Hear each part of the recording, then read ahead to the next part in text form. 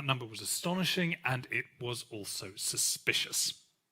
The numbers had far outstripped any kind of priestly provision. In 1583, there were 32 priests in Japan ministering to that enormous number of converts. All of them were European at that point. Many of these were plainly factional political conversions, taking their lead from political leaders. Whole territories were being baptized at a stroke. Of course, that was the way things worked in Europe. It was the way things had worked in Europe back in the days of initial conversion. A more cynical missionary establishment might have accepted that and worked with it. But not Alessandro Valignano, the new visitor of missions to the Indies for the Jesuits, who arrived in 1579 having been fed exciting tales of the growth of the Japanese mission and was horrified rather than excited by what he found.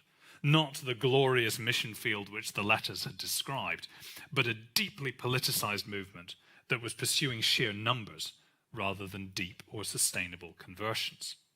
He swiftly imposed a series of changes, setting up a seminary in Japan itself, patronizing translations of texts into Japanese, pressing for much greater embrace of Japanese culture by the missionaries. Japanese social norms and hierarchies and formalities, he insisted, must be followed. The Jesuits should build homes in the Japanese style, participate in tea ceremonies, adopt Japanese customs of hygiene, which, let's say, were rather more exacting than those of contemporary Europeans. He also fatefully secured a major logistical coup in 1580.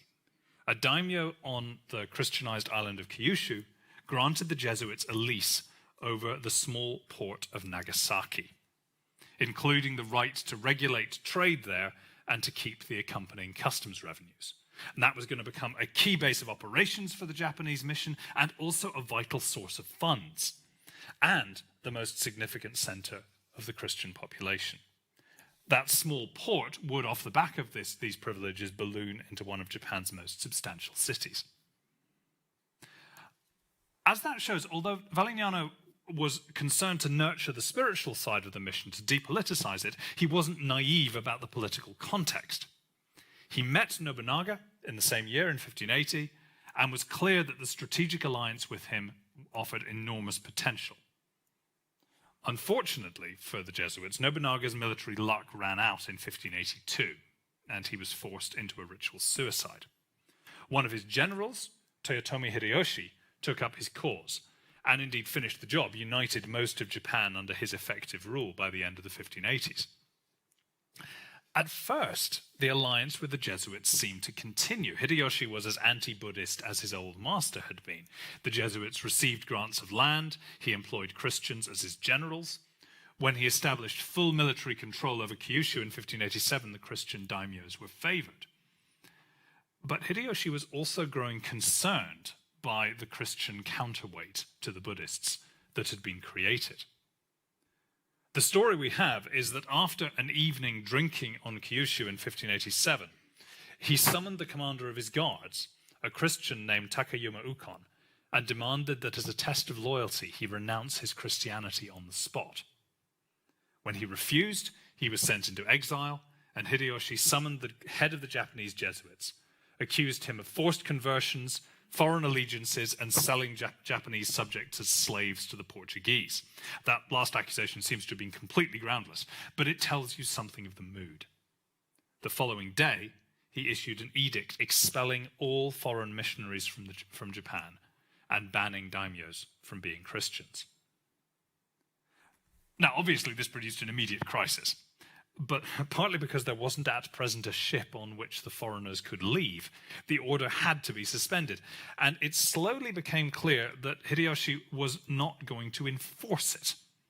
It remained hanging as a permanent threat. And slowly the Jesuits began operating again under its shadow.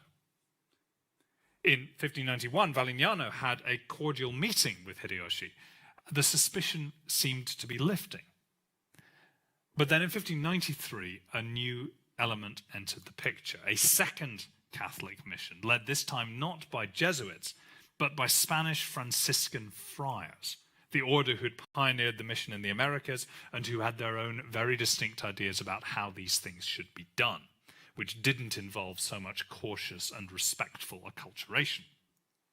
The Franciscans opened a public church in Nagasaki in 1594 without permission, and they acquired a reputation for being abrasive.